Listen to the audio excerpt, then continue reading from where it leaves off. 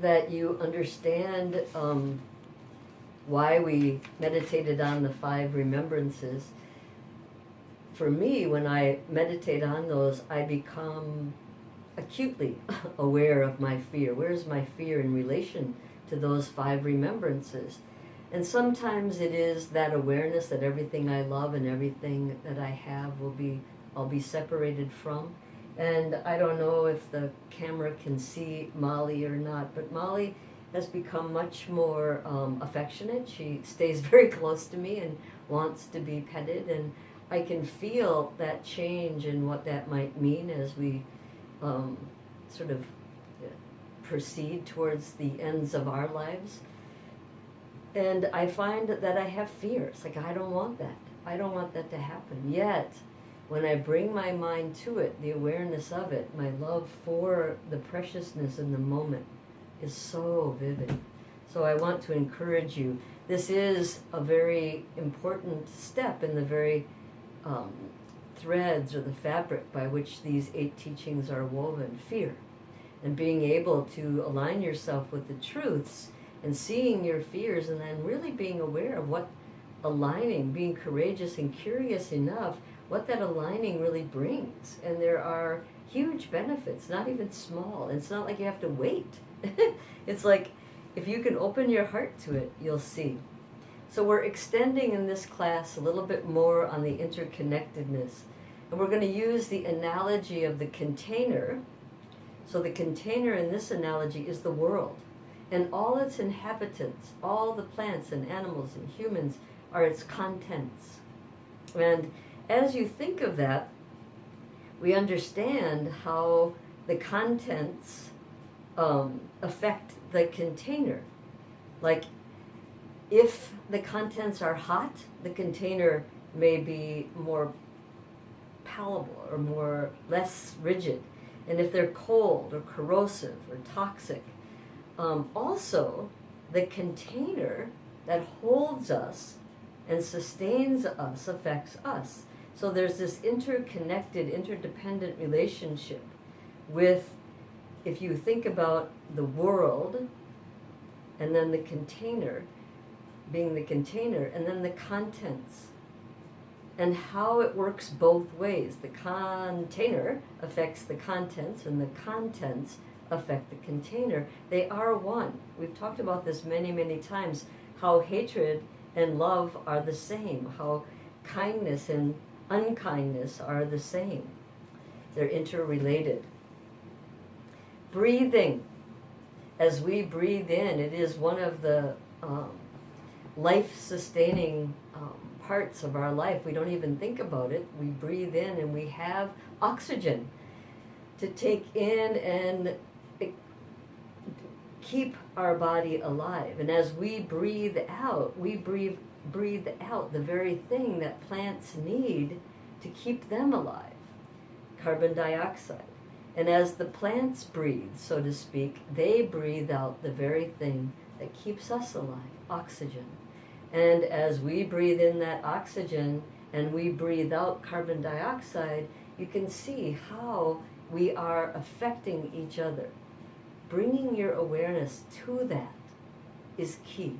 It's such a small thing, but it's a huge thing. Self and other are not 2 entirely distinct things.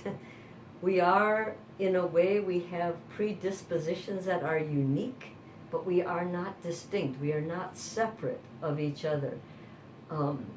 Because we have this interconnectedness, this web of interrelatedness, that heartfelt understanding of the connection, the deep connection, will bring gratitude to our lives.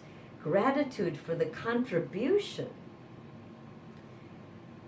And then from that gratitude, our consideration of others grows.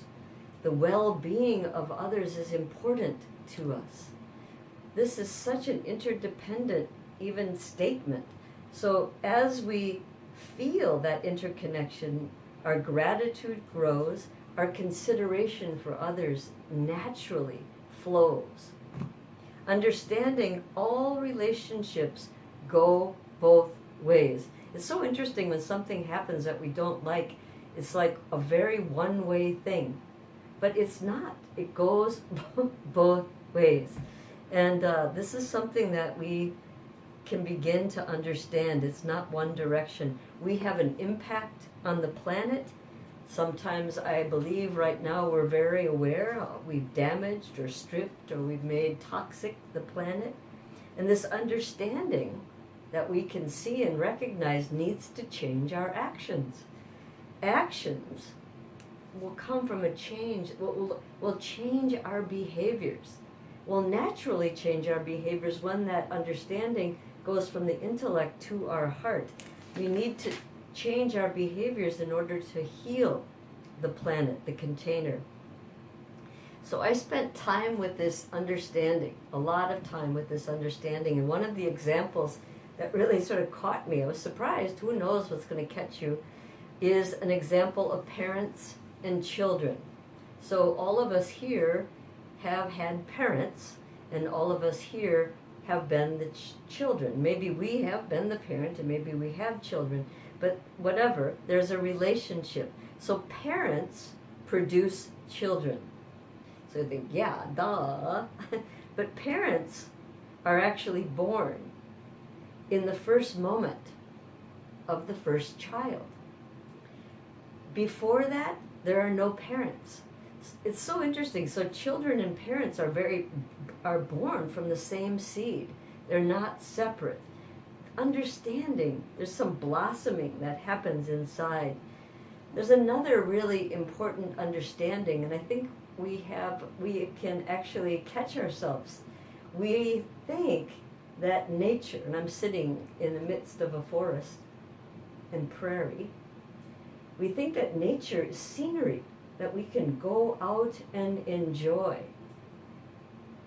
We go out to enjoy nature.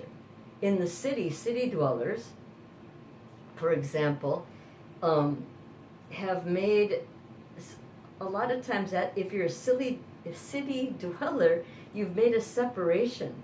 So you're kind of walled in by the city. You don't actually feel the earth. Madison is amazingly unique in that way because there are a lot of bike paths and there's a relationship, a connection to nature. Like in New York, there's like all pavement, all concrete, all buildings. And nature may be in these parks, but it's very disconnected. But we need to wake up. Nature is not scenery. Nature, urban existence, urban environment feels remote to most people who are city dwellers. We don't witness that we have this fundamental reliance upon it. It's not a backdrop.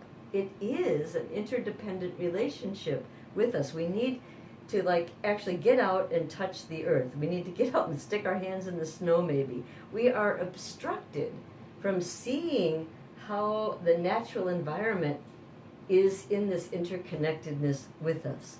So it is the very stage upon which we play, so to speak. Without the stage, there'd be no playing, there'd be no life. Seasons set a rhythm, so to speak. In winter, we might go inward more. In summer, we go outward.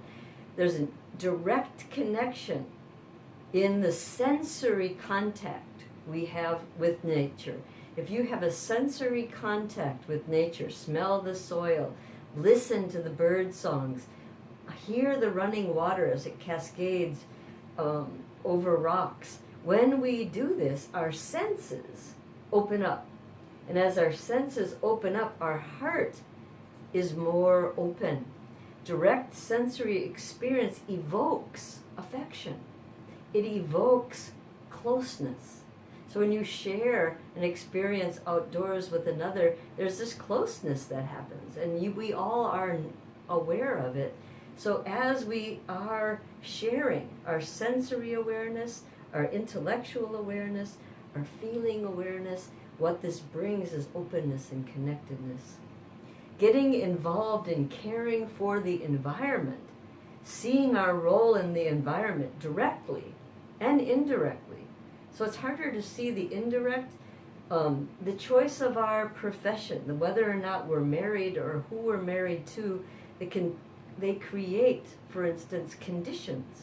So what we do for a living, who our parents were, create conditions that shape our life. And a lot of that is without choice. I mean, we may have chosen our partner, but the conditions that it creates, we have no understanding of. We need to take time to notice the ripple effect of our interconnectedness. This is crucial. And what it will do is widen our scope, widen our lens. Start with your immediate surroundings. And as we see our immediate surroundings, how they color, it will widen our lens. The wider the horizon, the more we will thrive as a global society, globally and individually. So as our lens grow individually, it will be affected by our opening, our affection. But as we can see that in a global way, we can see how that global awareness will keep us safe. I have an alarm going off that is letting me know to end this video. So the last little bit is the result of not being aware is alienation and a feeling of aloneness. Many of us feel alienated in different aspects of our life, or maybe the whole of our life, and a deep loneliness that we don't quite understand.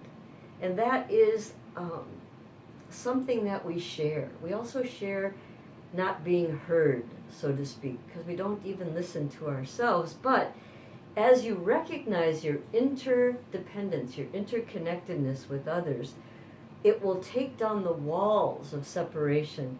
Wisdom, compassion can grow. Awareness, absolutely, how equal we are as humans, that shared reality. And as we act to alleviate in our day-to-day lives our own pain, we will naturally want to alleviate the pain of others. So I don't know if you hear that, but that is the bodhisattva. That is that bodhicitta. I dedicate what we have done for others. May we be far-reaching in our understanding. Thank you.